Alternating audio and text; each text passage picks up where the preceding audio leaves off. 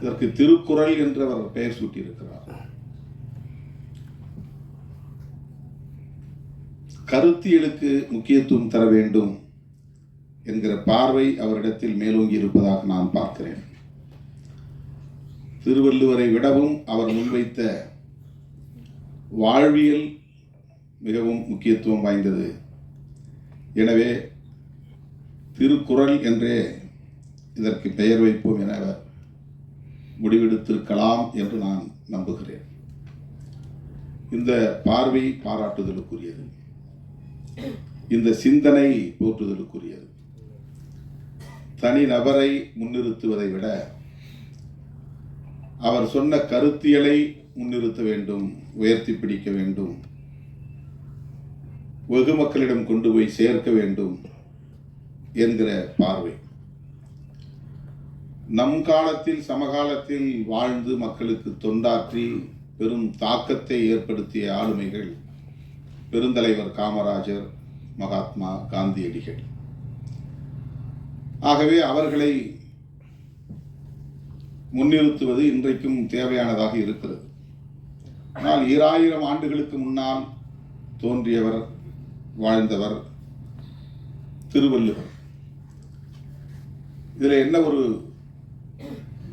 உண்மை நாம் உணர்ந்து கொள்ள வேண்டிய உண்மை என்றால், திருவள்ளுவர் என்கிற பெயர் திருக்குறளை எழுதியவர் என்பதற்கு ஆதாரம் இல்லை. அவர்தான் எழுதினார் என்பதற்கு ஆதாரம் இல்லை. அந்த நூலை எழுதியவர் பெயர் இதுதான் என்பதற்கு ஆதாரம் இல்லை. அவருடைய பிறப்பு, அவருடைய வாழ்க்கை பற்றி நாம் கேள்விப்படுகிற அனைத்தும் அவ்வப்போது அறிஞர் பெருமக்களால் முன்வைக்கப்பட்ட கருத்துக்களை தவிர காமராஜரை போல உறுதிப்படுத்தப்பட்ட ஒரு வரலாறு அல்ல.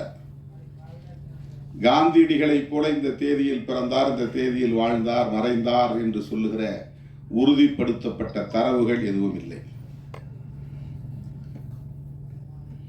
இப்போது நம்முடைய ஆட்கள் திருவள்ளுவர் எந்த சாதியாய் இருக்கக்கூடும், எந்த மதமாய் இருக்கக்கூடும் என்றெல்லாம் ஆராய்ச்சி செய்கிறார்கள்.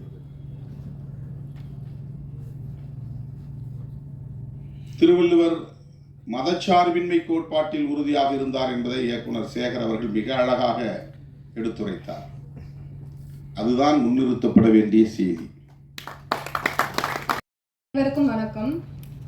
இந்த உரையை ஒரு குரலோட ஆரம்பிக்கணும்னு ஆசைப்படுறேன். இடும்பைக்கு இடும்பை படுப்பர், இடும்பைக்கு இடும்பை படாதவர். நம்ம வாழ்க்கையில ஒரு செயலை செய்யறதுக்கு முன்னாடி இடையில நிறைய துன்பங்கள் வரும். அந்த துன்பத்தை கண்டு நம்ம துன்பப்படக்கூடாது. அந்த துன்பத்துக்கே நம்ம துன்பத்தை கொடுத்துடணும்னு வள்ளுவர் எழுதியிருக்காரு. எவ்வளவுதான் தடைகள் வந்தாலும் அதை உடைச்சு நம்ம முன்னேறி போயிட்டே இருக்கணும்.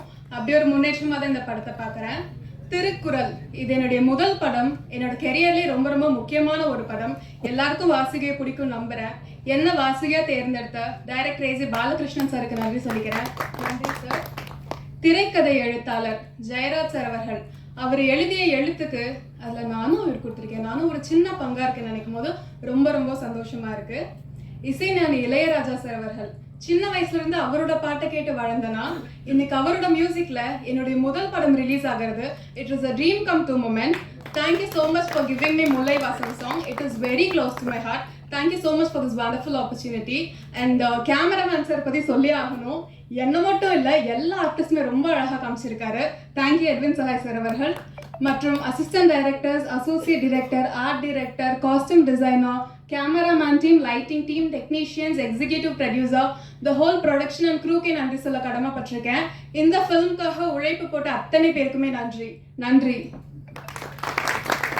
எல்லாருக்கும் வணக்கம். நான் தான் மனஸ்வி. ஃப்ளாஷ் சித்தர் டிவிக்கு லைக் பண்ணுங்கள், ஷேர் பண்ணுங்கள், சப்ஸ்கிரைப் பண்ணுங்கள், கமெண்ட் பண்ணுங்கள். மறக்காமல் அந்த பெல் ஐக்கானையும் கிளிக் பண்ணிடுங்க. அப்போ தான் உங்களுக்கு நோட்டிஃபிகேஷன்ஸ்லாம் வரும். Thank you all. Bye bye.